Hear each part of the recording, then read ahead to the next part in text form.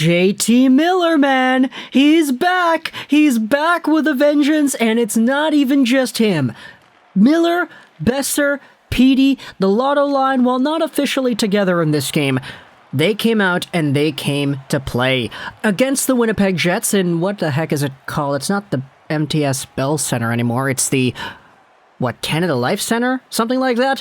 The Vancouver Canucks have just defeated the Winnipeg Jets 5-1 in Spencer Martin's very first NHL win. This guy is 26 years old. He had played some time in the NHL in Colorado a few years ago, spent a lot of time in the minors, bouncing around in the Colorado system to the Tampa Bay system, eventually getting traded to the Vancouver Canucks for, what the heck was that, future considerations? Like, the Canucks got this guy for free, pretty much, to play in Abbotsford. He was good over there, and because the Vancouver goaltenders all went into protocol at the same time, Martin had his chance to shine at the NHL once again. He played 2 very solid games against Florida and against Edmonton. Both games where he honestly should have had a better result than what was produced on paper, but 2 games where he played well nonetheless. Hey, guess what? This one against Winnipeg, he still goes out there, he still plays well. Like he had against the Florida Panthers, he only lets in 1 goal on the night, because shootout goals don't count statistically. But in this one, he goes out there and makes 33 saves. It is a 5-1 Vancouver win against Connor Hellebuyck and the Jets, and in one of the more convincing ways the Vancouver Canucks have won in a long time. It's been weeks since the Vancouver Canucks played a game where they absolutely, no holds barred, no questions asked, deserved to win the game. Even the games that they lost in Florida, I felt like, okay, well, they played well, but they probably should have gotten a point there. You talk about the game against Carolina and Washington, okay, they played well, but the opposite teams had really good opportunities too.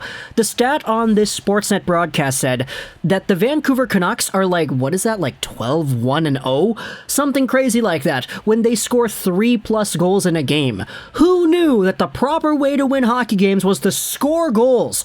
And the Vancouver Canucks score 5 in this one. They don't score a whole bunch of goals often, but when they do, they usually get good results.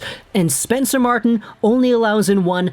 Guess what? All you needed to do to get this guy his first NHL victory was to give him goal support. He played well against Edmonton. He played well against Florida, but guess what? The team just did not score any goals. Therefore, he wasn't able to get that first dub sooner. But better late than never, my friend, is it not? As this one is 5-1, and we're greeted with a few really notable performances by Vancouver Canucks players that we've been having our eye on the past few days here. Now, for JT Miller, I get it. I'm memeing in the title and the thumbnail. I'm saying, oh, Miller's trade value and everything.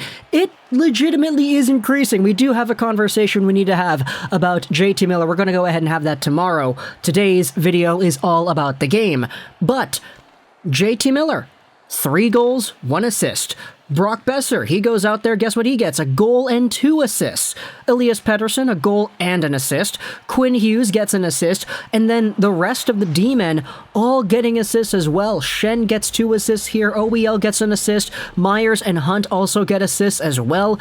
So the Vancouver Canucks just kind of had a showcase of dominance from all the guys you want to see, probably except for Garland. He didn't get any points in this one, although he did make his return to the lineup after being activated from protocol. Same with Yaroslav Halak. Halak and Demko both were reactivated on this team, but Bruce Boudreau said that because Halak had been out for a while, they wanted to go with Martin instead, because Martin had actually been playing already. So Spencer Martin gets to start here, and honestly, just to holistically summarize this guy's game, sure, he got lucky a few times. There were a few posts, there were a few crossbars that the Winnipeg Jets were able to hit, but for the most part, Spencer Martin did his job, and he did his job very well, to the point that he was as good as he needed to be.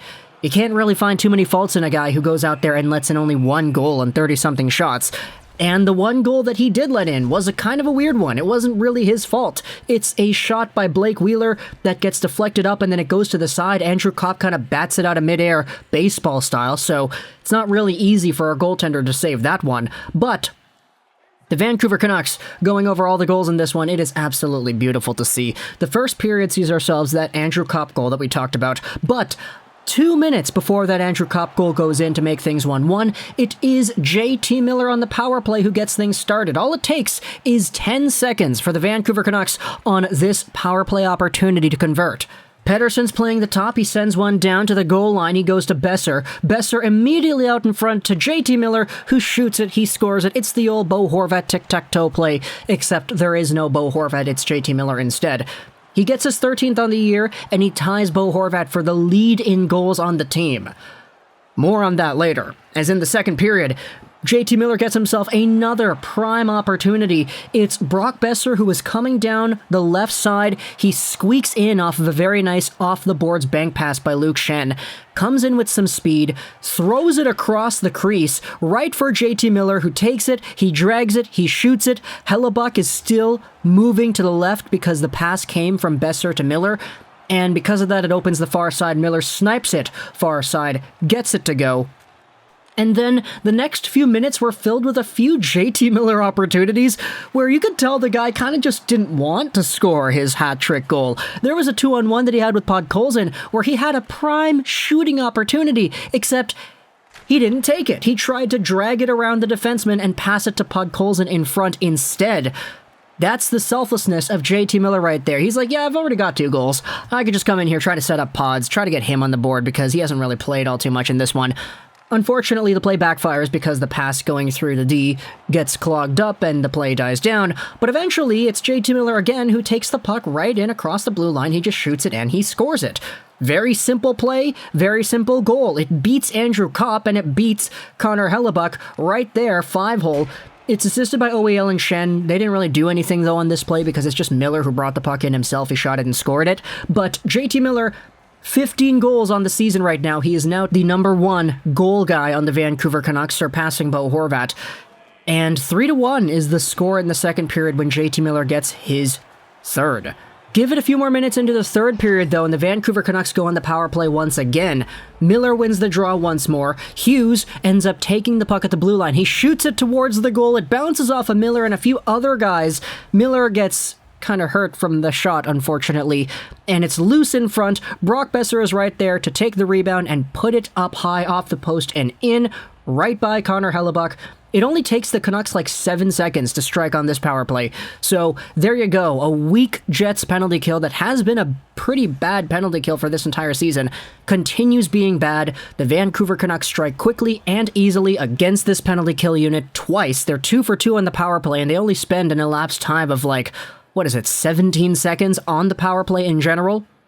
But Brock Boeser goes out there, gets his 11th on the season. That's his 3rd point of the night, and of course, because it's off of Miller, it's his 4th point on the night.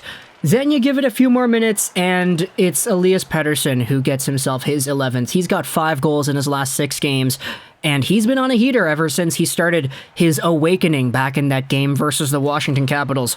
Elias Pettersson, and I don't really know if I want to say it, but I feel like I kind of have to. Elias Pettersson, I think he's finally back. Even in this game, you could see the way that he maneuvers on the boards, how he shifts and dekes around guys. He's sort of found his groove again. And this 5th goal on the night for Vancouver kind of epitomizes that. It's Hunt who goes over to Tyler Myers.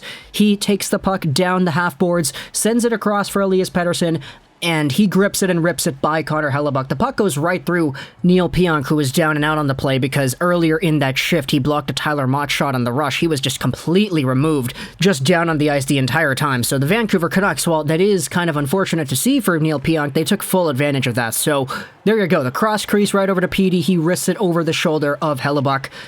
And we've been seeing these Pettersson goals start to go in, and it's like, dude, he's caught up. He's officially caught up now. Elias Pettersson, take a look at the amount of goals he has on the season here. That's his 11th on the year. He tied Brock Boeser in terms of team goals. And so Pettersson now really starting to find his groove. He's got himself multiple goals on the year now. 5 goals in his last 6. And the Vancouver Canucks score 5 goals in this one to take control 5-1. Spencer Martin's very first NHL win. What a spectacular way to go about it. And of course, biggest props in the world to go out to this guy because of the situation where he needed to come in and fill in. Now that Demko and Halak are going to be back, it's going to be a lot easier sailing for Spencer Martin, hopefully. And goodness gracious, I hope we don't really see too much of Michael DiPietro anymore. I hope that guy develops properly and actually becomes a good NHL player. But Spencer Martin is where it's at right now, and the Vancouver Canucks are going to be thanking him for his services once everybody is healthy and returning to the team. Talk to me in the comments on your thoughts about the Canucks versus the Jets. 5-1, JT Miller raising his trade value, doing everything he can to go out there and make sure the Canucks get more draft picks, more prospects, maybe even an Alexis Lafreniere. Yeah, we're going to be talking about all that and more tomorrow, so stay tuned to the channel. But I hope you enjoyed this video for now. Social Trolls 99, and bye.